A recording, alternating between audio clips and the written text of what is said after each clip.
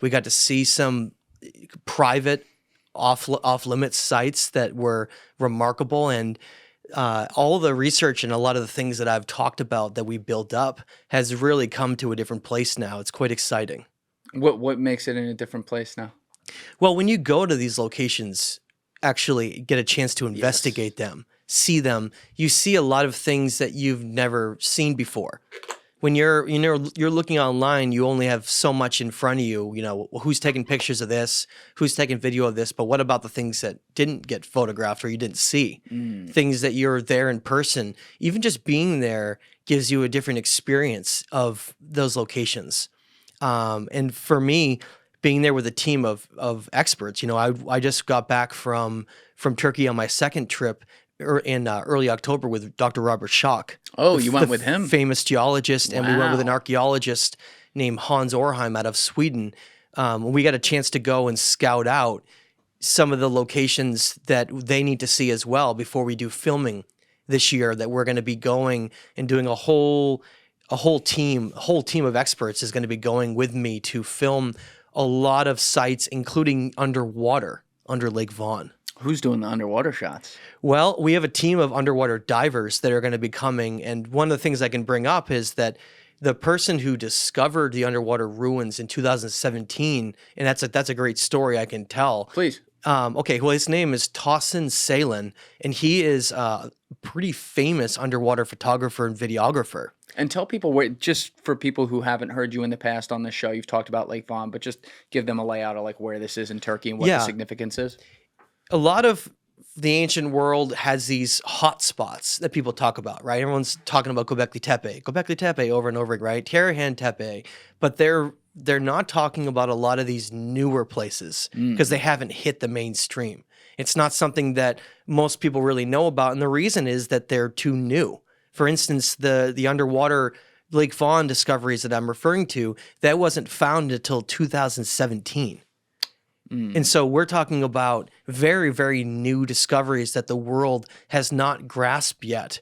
And the reason is that archaeologists have mislabeled them from, in my opinion, from the wrong time period, which has created a scenario where people are like, oh, well, that's not that interesting. It's, you know, it's from this time period, when really what we're looking at are places that are equally, if not older than Göbekli Tepe, in my opinion. What are the archaeologists labeling on a time period scale Lake Vaughan, and what do you think it actually is? So the Lake Vaughan region was part of what's called the Urartian civilization that archaeologists are crediting for. And I obviously agree that was a major civilization in that region. That was around 2800 BC. Okay, so about 3,000 years ago. There was a civilization there that was during the same time as the Neo-Assyrian civilizations further south in ancient Mesopotamia, right? Ashurbanipal, Sennacherib. We've talked about them before. There was a competition going on over empires fighting during that time period, and they were being invaded constantly, and they were a war civilization. Now that group, the Urartians, is what archaeologists believe built all of these sites around not only Lake Vaughan, but further east in Armenia and other locations. And we can talk about why they believe that and what we're getting into. But what really broke this open is that, getting back to what I was just referring to, Lake Vaughan in eastern Turkey, it's one of the largest and deepest lakes on Earth. It's over 1,500 feet deep. That's crazy. It's unbelievable, right? Lake. I mean, Baikal in Siberia is the deepest, but this, on a scale of others, it's unbelievable. I mean, it's deeper than most of the Great Lakes. It's very, very deep lake. And it has a very unique environment. It's what's known as a soda lake, an alkaline lake. And this actually can tie into a lot of the exciting news that we're going to get into, is because it's a soda lake, it creates an environment that preserves things underwater. And it has these massive type of structures from the salt formations that have created these incredible, almost like dreamlike environments of these towers underwater. What's the science there? Why does that preserve it? My head would immediately think that it would do the opposite, but why does it not? If you get a lake that has river outlets, you get a current flowing through it. You're going to get moving water. You're going to get moving sediments. You're going to get an environment underwater that is more volatile, okay? When you have an alkaline environment, it doesn't create a scenario where there is as much acidification to like breaking down of materials underwater. It actually creates a preservation type of quality. And that is what we're finding in Lake Vaughan. It's the best example in the world of a soda alkaline lake. There's no better example than that. And because of that, it's created this preservation underwater. Again, as I say, these giant towers of basically alkaline, like calcified environments that have formed because of the amount of sodium. There's only one fish that lives in the entire lake. It's called a pearl mullet. They only have one fish? Only one fish lives in the entire lake. There's nothing else. There's no other life. There's some small little shrimp-like creatures and some types of insects, but there's no other fish that live in the entire lake. It's a very unusual type of scenario. And that's what leads to what I'm about to tell you, is that this wasn't even an archaeologist. There's a famous videographer, underwater photographer, Tausen Salin, who travels all over the world. Yeah, Tahsin, Tausen Salin, Seylan. And Lake Vaughan. And he primarily does underwater ocean photography in the Red Sea and off of Egypt and other places around the world. He's actually quite popular, and he's been in a number of different high-level type of documentaries and others. Well, he came to Turkey. Well, he lives in Turkey, but he came to Lake Vaughan because he wanted to photograph the underwater microinvertebrate type of environments underwater and the life. It's a beautiful lake. I mean, Lake Vaughan is surrounded by the Taurus Mountains to the south and this huge mountain volcano to the north called Sufan Mountain that's over 13,000 feet high. Huge volcano. And because it's surrounded by giant mountains and it's this huge kind of crystalline lake, it's beautiful. It's got like blue water because of the salt. The lake literally looks blue. I got a chance to go swim in it. You did? I was going to ask you that. Yeah. What was that like? I went down with Robert Schoch and my girlfriend Jenny and Hans, and we got a chance to swim in it. It's one of the most beautiful lakes I've ever seen, and I've hiked and traveled to a lot of beautiful lakes in the world. But I have to say, Lake Vaughan is arguably one of the most beautiful lakes I've ever been to. And there's only one type of fish in it, so it's almost like swimming through like a freshwater pond, but it's 1,600 meters deep or whatever. In fact, there's arguments that they may have never found the true depth of the lake, because I was talking to fishermen there and our tour guide, who have depth sounded the lake. They catch those pearl mullet in nets. Yeah, there's tossing, and you can see the there's underwater like a stuff. lot of them. There's a huge schools of them, but it's the only fish in the lake. So you can see like the image of the underwater stuff under Lake Vaughan. That's Tausen. Now, so Tausen's swimming there, and I can see it looks like he has a light up above that. Do you know like how deep he got for something like this? Well, and that's that's the big part of what we're going to get into is the depth. That's actually a really big part of this. Okay. It's important. So Tausen is photographing in different parts of the lake. Okay. He's doing photography of the migrations of the pearl mullets in the spring when they spawn, right? They flood the rivers and they're like jumping all over the place. It's quite a spectacle. The pearl mullets are not, they're not more than a foot long, but they're huge schools of them in the lake, okay? So he's photographing that as a nature documentary, but he's also photographing and filming the underwater areas, which, by the way, there's been very little done under Lake Vaughan. It's a very mysterious lake. So he's filming off of Actimar Island and in these different areas, and there are a number of different ruins that are known about under Lake Vaughan, but they're shallow. Well, he's diving off of a place called Ajijivez, which is in the northern part of Lake Vaughan in 2017. And you can only dive in the lake for the first 2 hours in the morning. Because once you get into the afternoon, the sunlight reflects off of all the salt and it makes it so you can almost not even see underwater. So you have this small window where you can actually dive.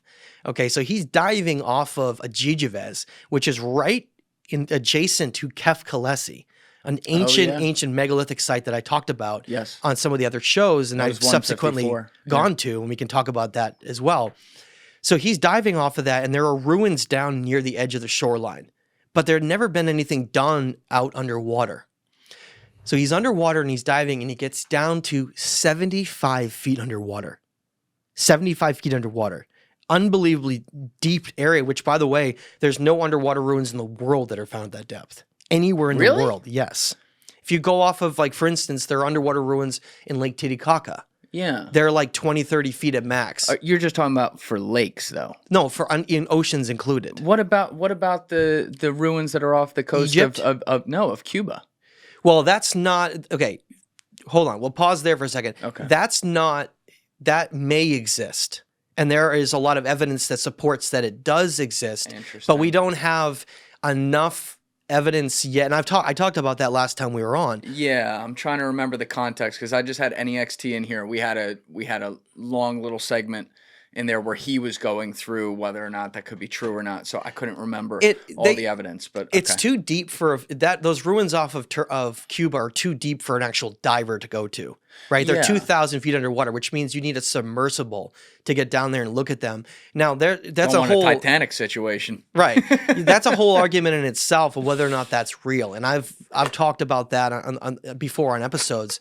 It is very interesting. More exploration is needed to completely confirm that. But in terms of confirmations, a place that like divers can get to and see that has been confirmed, these are by far, without a doubt, the deepest ruins anywhere in the world. See, I don't want to make it sound less. 75. Sometimes I fuck feet in meters. So sorry if I did that earlier. It would be about 23 meters. So 75 feet underground or down below is obviously deep. I don't want to make that sound like it's not deep. That doesn't sound like the deepest we'd ever find. Like, that doesn't seem that deep for the deepest we'd ever find some ancient history artifacts. Well, think about this for a minute. So the underwater ruins off of Alexandria, Egypt, and off of Greece, they're near the shoreline. Yes. Right? They're not, we've never found any that are a greater depth than that. And I'm going to give you some examples. I'm not saying there has never been ruins that are deeper considering ocean level increases after the Younger Dryas. Yes. Right? You get 400 feet increase in ocean levels around a lot of parts of the earth. I'm sure there were underwater ruins, but they were never found or they were destroyed. To be clear, you're saying ruins. That doesn't necessarily include like artifacts, though. No, I'm talking about actual substantial ruins of a civilization. Okay, that makes sense. Because I was going to say, like the Antikythera mechanism that was found, the old 2,000-year computer, I believe that was found in the Mediterranean. But those that had things to be can sink from a shipwreck or something. That's right. Okay, exactly. So we're talking about now we're on the same page. Ruins, extensive ruins, yes. Megalithic blocks. And that's the other part of this. Even the ruins that have been found in the world, they weren't megalithic. So megalithic meaning large, finely cut blocks put together, like precise, like we see in Lake Vaughan area that I've talked about before. We see in Peru, Bolivia, and Egypt. Highly precise, ancient work. This not only is the only underwater megaliths in the world, but it's the deepest ruins anywhere in the world. And this guy just stumbled upon it. So he was diving off of a Jijivez, and he completely randomly found them. What did he think? Have you talked with him about this? I've talked with him. He's actually on the team. He's on the documentary team. I'm working directly with him, and he's going to be leading us when we film at the end of June, early July to the ruins to go. What did he think it was when he first stumbled upon it?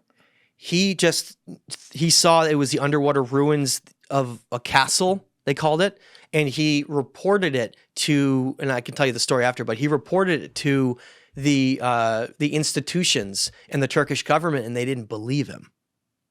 Did he show him the pictures? And so he's like, look at all the pictures. And then he basically had it published in different magazines, and it got some attention, but not nearly enough attention because it was labeled as being like a Urartian or a medieval later time period. But we can get into how not only is that grossly wrong, but this could be one of the better examples of dating evidence of anywhere in the world. And why is that? And what is our evidence for it? So 75 feet is a very, very deep depth. For the first question you'd have to ask is, how could a lake fluctuate by that much? This isn't the ocean. Okay. We're talking about a lake that's a long way from the ocean. How could you have depths fluctuate 80 to 100 feet? Because obviously, if it's found at 75 feet underwater, they would have had to have been substantially less for a civilization to build Yeah. on the edge of it. They're not going to build with the waves lapping up against it, right? That wouldn't make sense. They would have to build, at least a little ways away from the edge of the shoreline. But so that would have to mean that the lake was at least 80, if not 100 feet lower when they built it. Okay? Mm-hmm. Now that creates a number of problems. It creates a number of problems because when you look at historic lake levels of Lake Vaughan, there is nothing within the last 12,000 years that can account for the levels of that lake being that low. It creates a very interesting scenario where we may have the next best piece of evidence we have besides the weathering on the Sphinx that Robert Schoch had identified, which is a big part of this because Robert Schoch is on the team. Yeah, and that's amazing. We're going to call him an independent, objective researcher on the team who is investigating these sites. I don't want to put him under the category of he already has a predetermined conclusion for this. I want to be very clear. He's an objective scientist exploring these sites with us. That's important. Yes. So it doesn't mean any predetermined hypothesis or conclusions have already been determined. We are investigating anomalies and ancient ruins to determine whether or not they may be from a much earlier time period. Okay? Got it. So Towson is underwater. He finds this extremely extensive area of megalithic ruins. It's over a kilometer in area. Huge. Whoa. This is not just like... It's like a town. Well, let me tell you why that's important. One of the considerations from geologists are like, well, what if this was a set of ruins on the shoreline that like slid into the lake? That's actually a hypothesis that's been considered. If you have a geologic area of instability on the shoreline, you could get a landslide where it sinks into the lake. How far into it was it though? Like how it's far? Over half a mile from the shore. Now so that's not. I'm not an expert. Well, on how no, this because stuff it's over a happens. kilometer wide. You can't. You would have to have like a small area sink in. You couldn't have like an entire, almost a mile. Of to the ruins. common sense, that seems crazy. I agree. Right. So he goes and he tells the Turkish government they didn't believe him at first. How could that be possible? 75 feet underwater to have extensive megalithic ruins of blocks that are over in some cases, over a foot wide. These are massive megalithic blocks that are very finely cut and put together. So that's the first thing to pay attention to. Now, the second thing is that they're not built out of what the Urartians built with. So the Urartians built with limestone blocks. That's what I've postulated and talked about is that the tools available, Iron Age and Bronze Age tools, would never be able to manipulate a harder stone. That's one of the arguments for the documentary and we're talking about because we see basalt, giant basalt blocks like at Kalesi and others that are finely carved, and then we see limestone associated with it. Now, the blocks underwater would never have been able to survive if they were limestone. They would get eaten away by the acidification or by the underwater, by the salt. It would have been able to survive, but that's why we believe they're basalt. And that creates a whole nother animal itself because it adds in, well, how were they created? Were they from what I'm considering is an earlier time period is one of the arguments. So we haven't been able to take some sort of like sedimentary sample of this and no test sampling has been done yet. So why not? Well, Towson dove down he's a photographer. Yeah. He didn't even have an archaeologist. I know, but this is 2017. It's been 8 years. Yeah, nothing's happened since. So no one's going down there. No. We're going to be the first team of experts in the world that has ever gone down to analyze, study it, and potentially take samples if we get permits. We have to... If you get permits, how does that work? Well, we're applying and we're working on getting all the permits necessary. That shouldn't be an issue. We're going to be doing this in a completely scientific way. We're not going to disturb anything. We're not going to touch anything. We're not going to cause any damage to the environment around it. We're simply going to be photographing and analyzing and investigating these and looking at them to potentially see that they may be from a completely lost time period of human civilization. And that because they're such an anomaly, again, you can't see that anywhere else in the world, it gives us a couple really unique type of opportunities. The first is that the sediments have been relatively undisturbed. So we have a chance to see something that has not been touched, that has not really been altered by anything, and really get a chance to review it. The second thing, and we'll get into the symbols that are on some of the stones, but I want to bring up a really significant part of this that I think is significant to dating evidence that we don't have.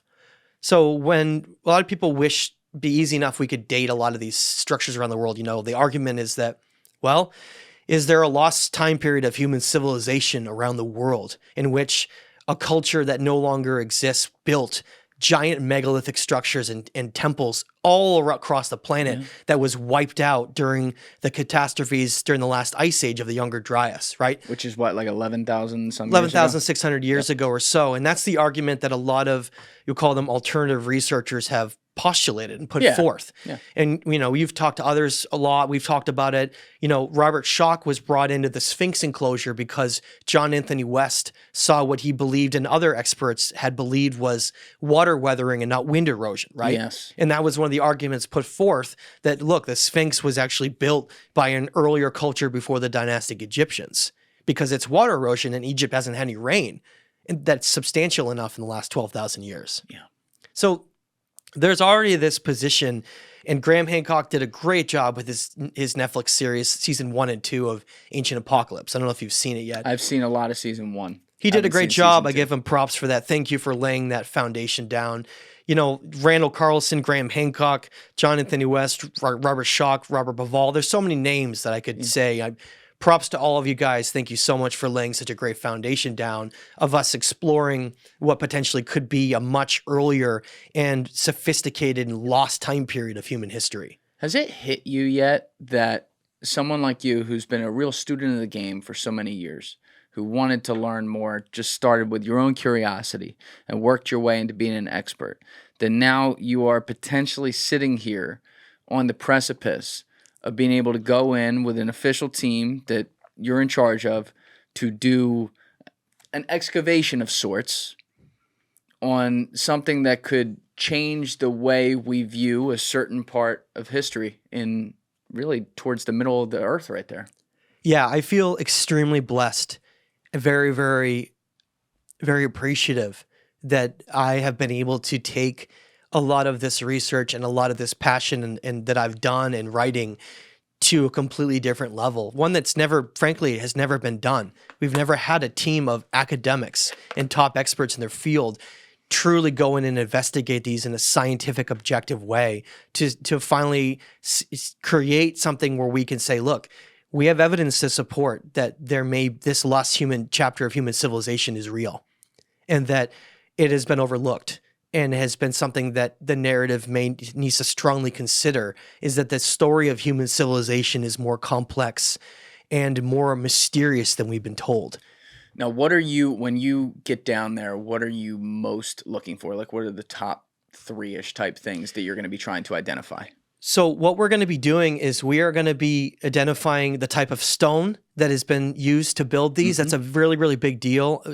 Again, it gets back to understanding the Mohs hardness scale.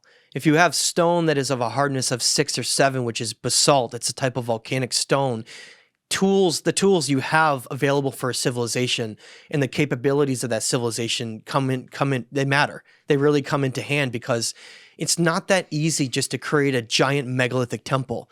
The amount of work and people involved and calculations and everything involved is not simple. It's a great undertaking, and you have to have a civilization that has reached a certain level to be able to do that.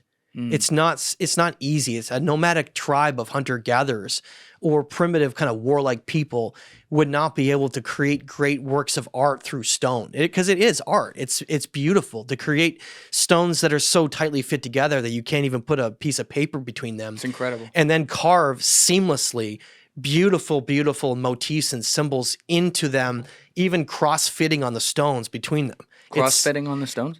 Cutting it, this is another fascinating aspect of this, is that Ayanis, one of the sites, Ayanis Kalesi, on the banks of Lake Vaughan, has symbols carved between the stone fitting.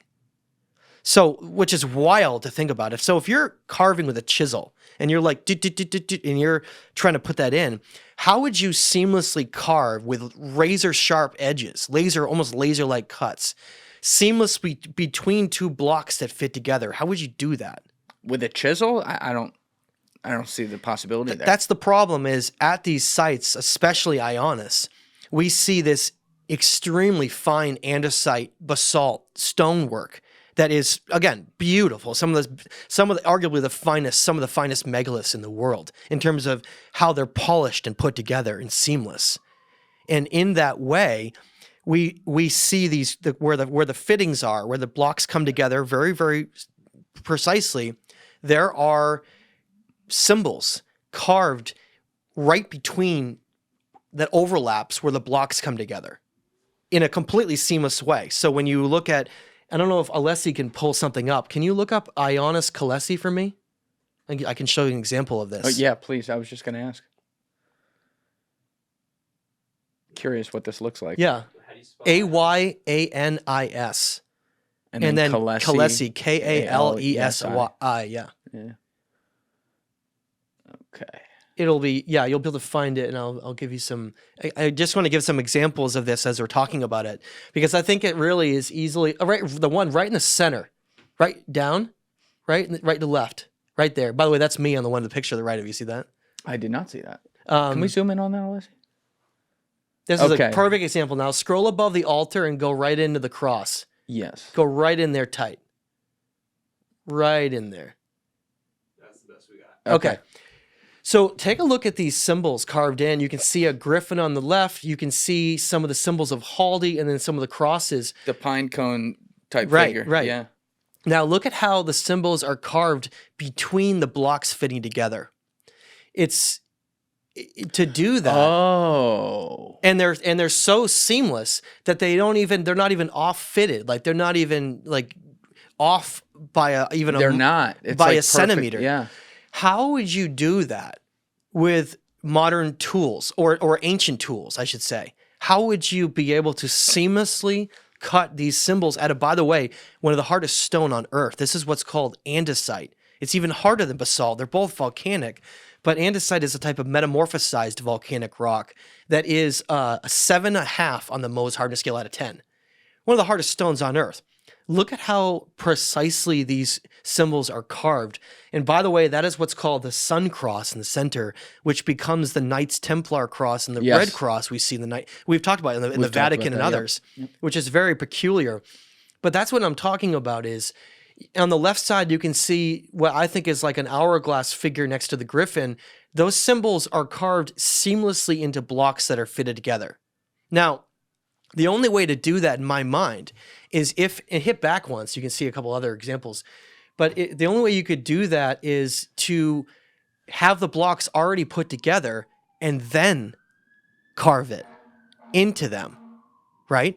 Because if you were to carve two symbols into blocks like that, how would you then fit them together to have them aligned perfectly, right? It would be too hard. It would be too difficult. And so... Yeah, I mean, this picture right here is so like HD, you can see it even better. And look at the griffin on that one block, yeah, the right? lining is insane.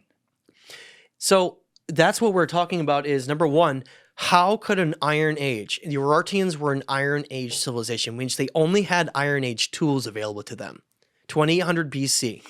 How would they have been able to cut and create symbols out of that kind of stone, which, by the way, we don't even know where... Some of these quarries, geologists have identified some of the quarries where these blocks came from. Mm-hmm. Some of them are over 200 miles away. One of them is speculated to be 400 miles away. Whoa! Because of the type of basalt and andesite, it's insane how we don't even know how they moved them. But then once they put them in place, how could they get seamless symbols and motifs cut out of them? You know what it looks like? People have told me. It looks like almost like cookie cutters. Yes. So like if you like exactly a 3D printer like. or something, yes. right? If you had something that was like you stick it right in, boop, it's like clay or something, and then it comes out. Now that brings up the question of whether or not these rocks were superheated. That's what I was going to ask. So Right. if they do that and they're so massive, like obviously if they're heated at that kind of level, it's like if you touch it, you're going to burn. It's mysterious. If anything, it would be to the point where I don't even know outside of laser type of tools if we could even do this today. With that kind of precision, a stonemason, like give me an example. There have been stonemasons that have brought into Tiwanaku in Pumapunku in Bolivia, which also has laser-like cut edges and symbols, just very similar to this. Yeah. In fact, we're going to talk about a lot of parallels to that today. They've been brought into that, and they're like, I couldn't do this. I don't know any stonemason that could do this by hand. Maybe with some kind of a technology, like some kind of a laser-like technology. But it brings up the question is, if we could barely do it or not do it, how could an Iron Age civilization from 2800 BC do this? And that's really where the question comes in. And I want to, Alessi, can you go back once? I just want to show another example before we move on to get to some other stuff. Okay, right there. Just leave it there for a minute. Now, we've talked about this before, but I want to bring it up one more time. All of that brown dirt you see on top of the andesite. And for people listening, not watching, we're back on the original image we had of all the same crosses that are carved into this. That is not actually dirt. All of the brown material above the stone is actually eroded mud brick. Okay? Mud brick? Mud brick. So the Urartians primarily build out of what's called mud brick, where they would take mud and types of soil material, and they would basically create bricks out of them, let them sit out in the sun, they harden, right? And then they would build with them. And that none of that is actually dirt. It's eroded mud brick. Now, if they built 2,800 years ago with the mud brick and it eroded to that level, imagine those blocks being in that level of being precise still and not eroded. Imagine the difference there, first of all. Oh, yeah. Now, archaeologists claim that this is a building style. And I would agree, it is a style some places around the world. A culture, or even today, you'll see Roman Greco and other things where they build out of stone and they have something more lighter on top because you need a foundation that is stronger, okay? That's the argument that they use that the Urartians built with stonework on the bottom and then mud brick above it on top. Because these were all incorporated into castles. That's what the word Kalesi means. They're castles. And they were castles, but that doesn't mean they originally were castles. Okay, that's the thing that really needs to come across here is that any civilization we see around the world adopts ancient sites. They know it's important. They often will incorporate symbols into their culture from another ancient site. We see it all around the world. They'll adopt a site and then build right on top of it. It happens all the time. The Romans are famous for building on top of older foundations of structures. We see that in Baalbek, Lebanon all the time. So what is being laid out right now is that archaeologists are saying the Urartians built this unbelievable andesite on the bottom with these stonework and then built primitive mud brick right on top of it. And that's where it was everywhere. But the problem is that it doesn't really make sense. And the only reason why they're saying that is because there's cuneiform writing written into some areas of these temples and these structures. Cuneiform. So we see the wedge-like cuneiform design into the outer part of Ayanis when you first come in. However, that's the only piece of evidence, and there's no other evidence they're using to back it up. Because if you translate this Urartian cuneiform, it talks about rulers like Rus II and other rulers who wrote in this temple was built, or they don't even say they built it. They just say this temple is built in honor or whatever it is. But they don't say anything about the original foundations or anything. But they claim ownership of these sites, okay? And for a certain dynasty or time period. That is the only evidence that archaeologists are using to say who built it, is the cuneiform, except there's a problem. Throughout Egypt, we have evidence from say, the Ramsey culture and other dynastic Egyptians that they would write and carve hieroglyphics into other existing structures and claim ownership for them, right? That's one of the arguments for the Sphinx is that it was recarved and it was originally not the same head. Well, that's the same problem we have here, is that the Urartians, and it's a thing that is very common in the ancient world, is trying to take credit for something because you want to seem greater and more majestic. And I postulate that all of the cuneiform, all of it, is from the Urartians, and that this mysterious civilization that built this left no writings at all behind. None. We see the same thing in Egypt, is there's no writings left behind from like the builders of the Great Pyramid of Egypt, of Giza. Yeah. There's I just no had Luke writings. Caverns in here going through a bunch of that timeline. It's crazy. There's no writings anywhere inside the Great Pyramid at all. There's something scribbled that is supposedly scribbled with Khufu's name that is very likely a forgery that's been talked about from the 1800s. It's a whole story that you can get into, but there's no writings anywhere in any of those. In fact, most megalithic structures around the world, for instance, Peru and Bolivia, there's no writings in any of the megaliths anywhere there. It just got back from Peru. There's not one place where there's writings like in it, okay? Same with Egypt. The blocks don't have writings. So here we have beautiful megalithic work around Lake Vaughan with writings that are sporadic in a couple places, but most of them have nothing on them. And so the argument that I'm putting forth is that the Urartians came forward and had a warlike culture, and they were fighting the Assyrians like crazy back and forth. They, through their own wanting to be a superior civilization and showing their dominance, they put their names and they took credit for an earlier civilization that built these, and then put their cuneiform into it.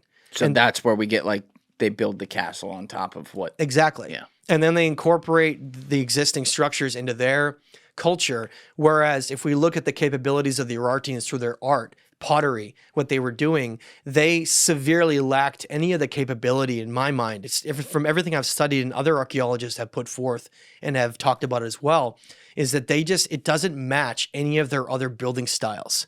You can see other Urartian building styles with crude stonework and mud brick, and it doesn't match that time period at all.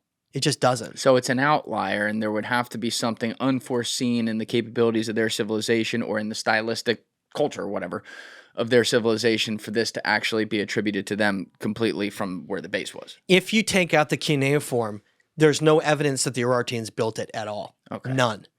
And so that's where we get into is whether or not they just carved cuneiform into some of these structures to take credit for them, like Shavus Tepe, like Ayanis. We see a lot of examples of that around the world, as I said, of cultures adopting and trying to take ownership of something that they didn't actually build. Sure.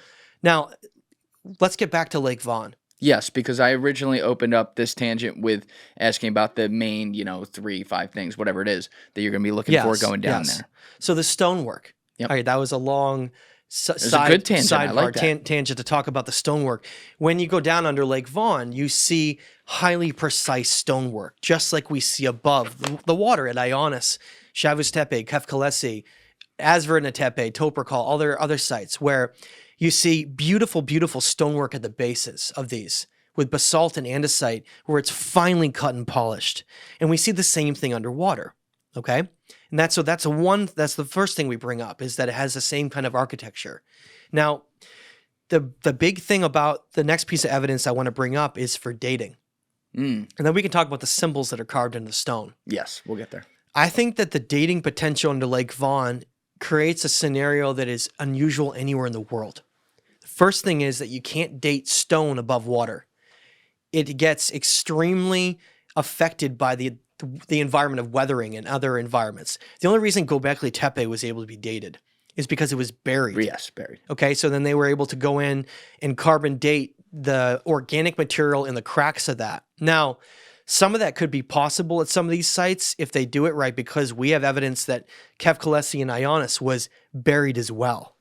Evidence that the Urartians buried it because they were being invaded and it was potentially going to be destroyed by other cultures, and they knew it was important. And so, like, Ayanis was a giant hillside mound on top, and they found evidence that not only was it either deliberately, basically, it was like a castle on top, that it was not broken in, but basically collapsed in on itself, and then buried on top of that with a very thick layer, up to 5 or sometimes even 10 feet of material that was then put on top. So the amount of work necessary to bury these would have been enormous, but you would have done that if you wanted to preserve them. So that is what we've found, is that possibly could be another avenue, is some of the soil and some of the dating done on this. And I'm in talks with Robert Schoch on whether or not that's something we're going to be pursuing with some of these sites as well. And because it's in the lake, you can actually do it in a more verifiable way. You have the potential of soil sampling, core sampling of soil, that is different with an undisturbed underwater situation than you do above ground. And so that's something that's possible in the future. But let me bring up the big one here. There's a big one. Again, how do you date any of this then, besides what I just said? You don't get much more than that. You get some types of organic dating if you have it available based on the scenario. And then there's like vitrification, of melting of rock that we identified. That's another possibility to do some dating on. But the big one is this. So as I mentioned, this underwater ruins of Lake Vaughan are 75 feet underwater, which means that Lake Vaughan would have had to fluctuate at least 80 feet to be able to have these exposed above water. Now, Lake Vaughan is what's called a closed basin system, meaning that it doesn't have any rivers that leave it. Okay, so it has rivers coming in and then nothing leaves. The only way that water can leave the lake is through evaporational cooling. There's no other way. Because of the flow of the rivers, you're saying. And so, but the problem is that it wasn't always like that. Lake Vaughan used to have a river that exited it. In the southwest part of the river, there's a river called the Murat River, M-U-R-A-T, that used to exit the lake, and it was the only river that exited the lake.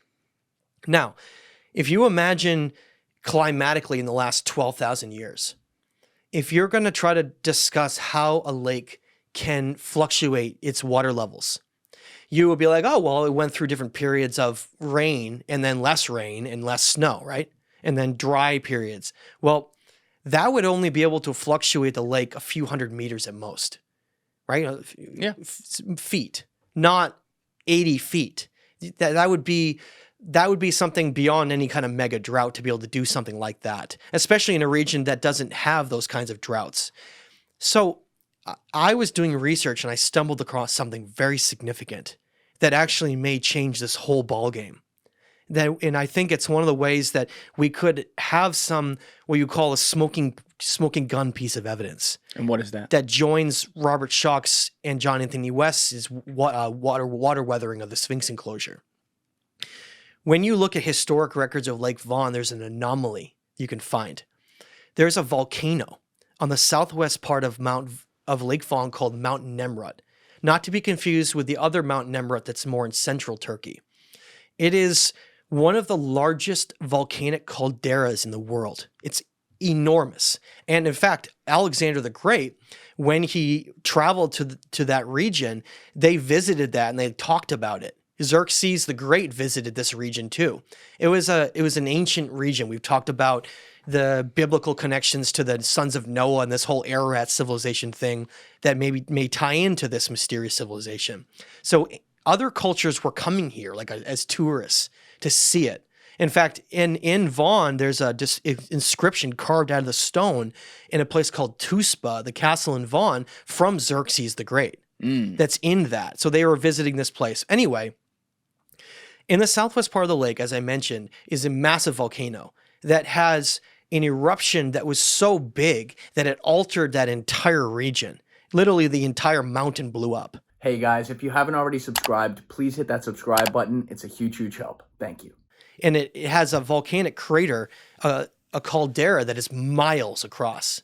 It's enormous.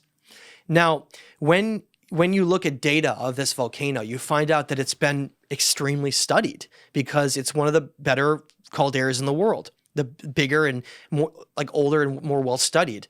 And so you look at the dating and they've gone in, they've done cores into the volcano and they've studied the hell out of it. So we have a bunch of data from the volcano, which is interesting because it gives us the scientific evidence we need to help potentially prove the dating of this civilization. Let me tell you why. when you look into the records of what they found with this volcano is they found out that the volcano has had its last major eruption. So the one where it blew its top off, right, and scattered stuff all over Vaughn, happened right at the end of the Younger Dryas. Ooh, convenient. Right at the end of the Younger Dryas, around 11,000 to 12,000 years ago, somewhere in there, 12, maybe 13, somewhere in that time period, the Younger Dryas, okay? So they know that that's when it last had its major eruption.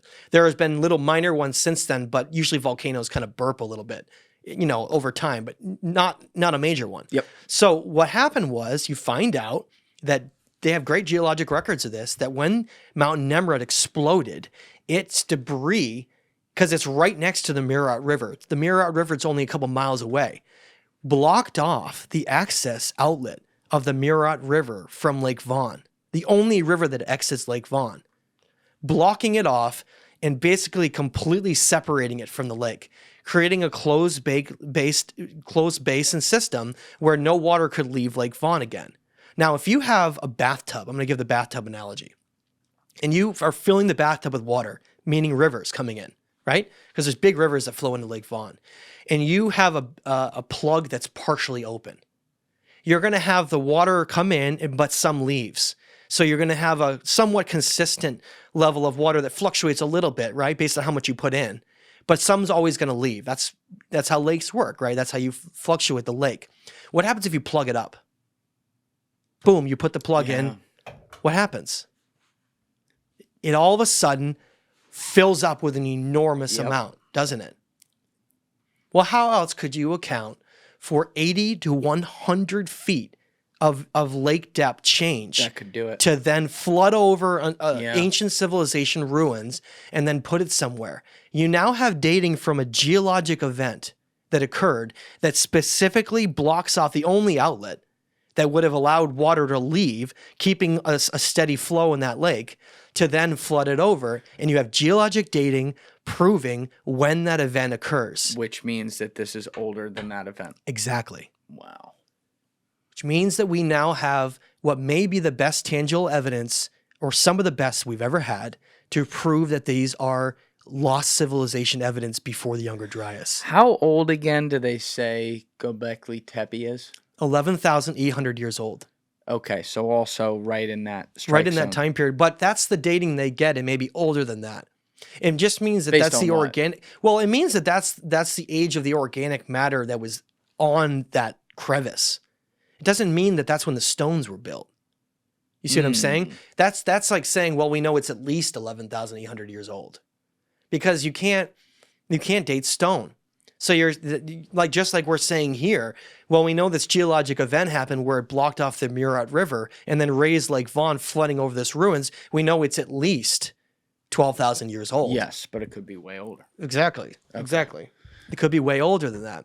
So this is very exciting, because we have scientific evidence now that is very extensive, that is really adding up to a smoking gun potentially of changing this entire narrative. And so you have to get the permits and everything. When are you looking to do this? We're going to be diving down with Towson, who is the one who discovered these underwater ruins. We're going to be going with a whole team at the end of June, early July. That's coming up. And what was the other thing you said you hinted at you were going to be looking for is the symbolism on the rocks, right? Yeah, one of the things that he found when he went down there is that not only does it have the same type of stonework and the type of stone that is important to understand, but there is a very set of prominent symbols carved into the top of these blocks, and that is the flower of life. This giant six-figured spoked, I'll call them spokes, flower of life, which is very important, that number of spokes, because it's going to tie into numerology and this motif around the world that we're going to talk about, and symbols that connect to all the stuff above that we're going to get into as well. And for people who aren't familiar, who haven't heard on previous podcasts and stuff, can you explain the flower of life and what that is and what its history is? So the flower of life is a type of symbol that has been used by ancient cultures throughout history. It's one of the most common motif symbols we find. I think that one of the best examples for it we can see in ancient times is if we go to the Osirion in Abydos, Egypt. And in the Osirion is this massive subterranean area that is built out of these huge granite columns that are many, many multi-ton granite columns is a very mysterious place because there's primitive limestone built above it, just like we talked about with different cultures building on top of older existing things. And down in the Osirion, you can see these numerous patterns that have been carved into the rock of this six-spoked flower of life. Now, why six? Well, the flower of life is basically the way that you would embody and show the intelligent design of life in the entire universe. And let me get into why I mean that statement. So this gets into Nikola Tesla. So Nikola Tesla, he has this famous quote. He says, basically, if you want to uncover the mysteries of the universe, it's found within the numbers 3, 6, and 9. He realized that there was a repeating pattern of life everywhere, all on Earth. If you see the designs of like a honeycomb or the designs of the flowers and patterns everywhere, it follows and mimics this design of 3, 6, and then 9. It's basically, it's a repeating pattern of life. It's a life pattern. And it's possible evidence to also discuss the idea of an intelligence that for our universe as well. It's like a pattern, it's like a blueprint. It's a blueprint of the creation of life in the universe. Now, the reason 3 is the first number is that 3 is the first most simplistic number where you can create a triangle. Yes. Right? And so we get into, the tetrahedron and all of that, right? Can't close a shape without at least 3. And so we're talking about this type of pattern-like design that mimics life, the creation of life everywhere in the universe. And that pattern that he had identified as being like a blueprint. Okay? Do you know how he came across this and when he did? Using, when he was doing cymatic types of projects. You know what cymatics is? No. Cymatics is when you use electricity, playing with the magnetism of the earth, and it creates like these designs. It's like plasma type of electricity designs. And it creates the cymatics, and I'm not an expert on this, I just want to point out. There's people that could talk much more extensively about this than I could. But it basically is a way of seeing patterns that are designed based on electromagnetic forces and magnetism. And it creates patterns. Like there's already this natural inherent pattern that comes from energetics that then it's embodied through physical things. Right? Shells and shells and flowers and other things. It's a type of design that has to do with the creation of life and how life mimics this pattern.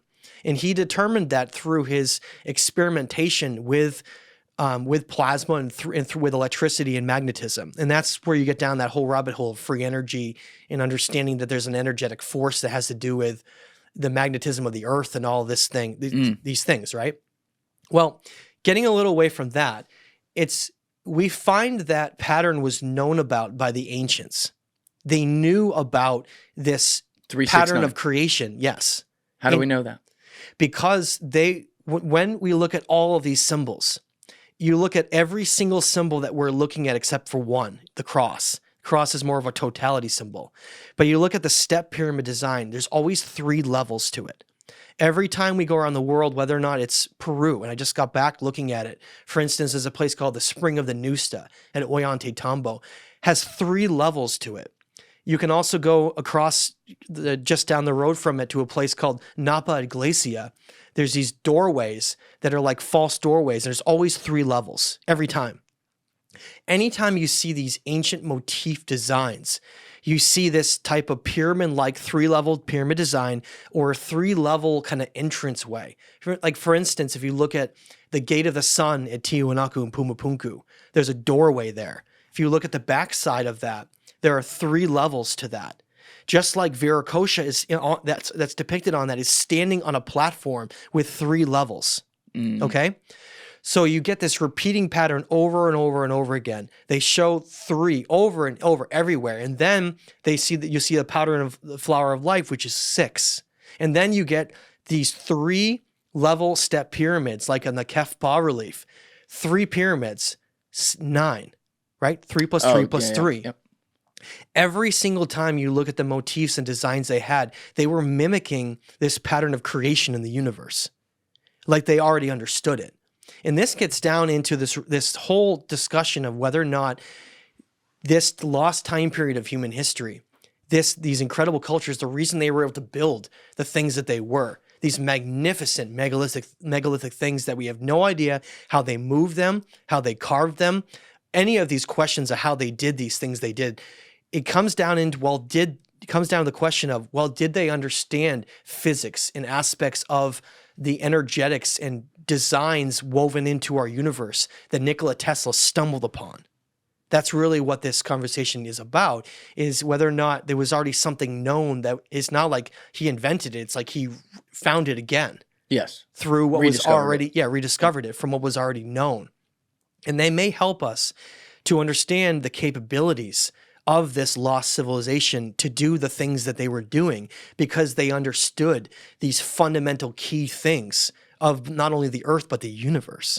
But if something's like that simple, that it's amazing, but it strikes me as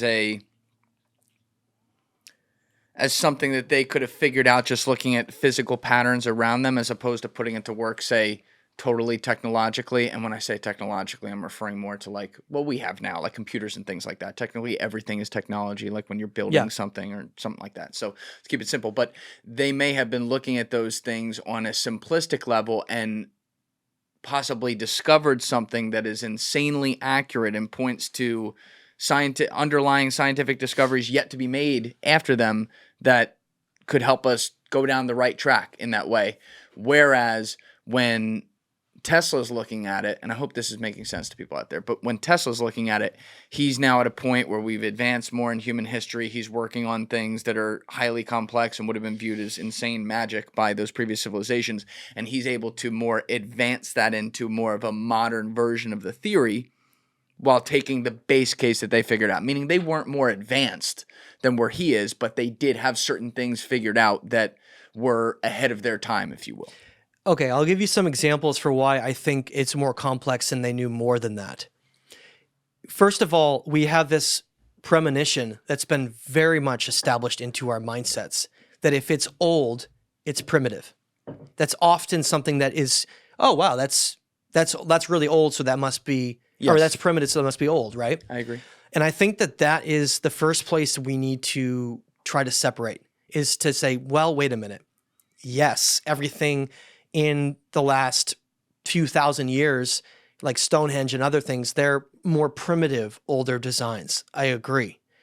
But when we're looking at this time period of what the things that we're looking at right now, like Lake Vaughn, around the Osirion, around parts of Peru and Bolivia, we may be looking at a completely different chapter of human civilization in which they knew things and understood things that even we don't know today. And let me get into why I say that. Let's get past for a moment that they built things that we don't know how they built them, and moved things that are so enormous that we don't know how they moved them. Like, for instance, in the Great Pyramid of Giza, the King's Chamber is over 150 feet above the base. And yet in the King's Chamber, there are blocks of granite that are 50 to sometimes 100 tons. Yeah. How did they move them in there? How did they put them in place in there? I've never heard good explanations for this. It doesn't make any sense. Now, except for the fact that we're dealing with a culture that wasn't using primitive means to do that. Because it doesn't make sense that they were using, pulleys and whatever systems it is to do that. It's so massive and so perfect in its designs. Just put that on the table for a minute. That sign of sophistication. Now, then go to Lake Vaughn. You had that level of sophistication there with blocks that are unbelievably large and finely cut. But then you have these symbols we find around the world that have this type of connection back to understanding these fundamental principles of the universe. And we're going to get into that. These fundamental principles of the universe not only are just mimicking the natural environment of creation they see around them through the flower of life, it gets far deeper than that. As I've talked about in the Kef bas relief, these massive stone boxes, they're like granite, they're basalt boxes that are feet across, they're enormous, they're multi-ton granite boxes. And I got a chance when we were at Kef Kalesi to go down into the storage unit to see them. And there's more than one. There's actually at least 10. And I got to see 7 of them in a storage room down there. And what they have on them are not just random symbols, but they're basically the fundamental principles of what we think of as what became Hermeticism and the knowledge of Hermeticism all around the world. The ancient Greek and Egyptian knowledge that became what are called natural laws, or the laws of the universe. And I'll get into what that means in a second. But they show things like this type of step pyramid-like design that has the same parameters we see around the world as this concept of understanding time and understanding the Trinity, the aspects of the totality of what makes us us.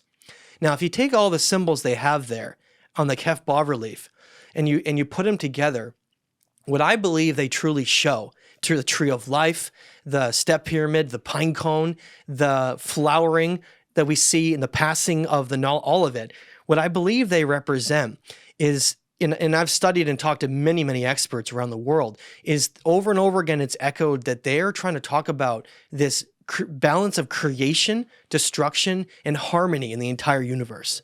So if I'll give you an example of this.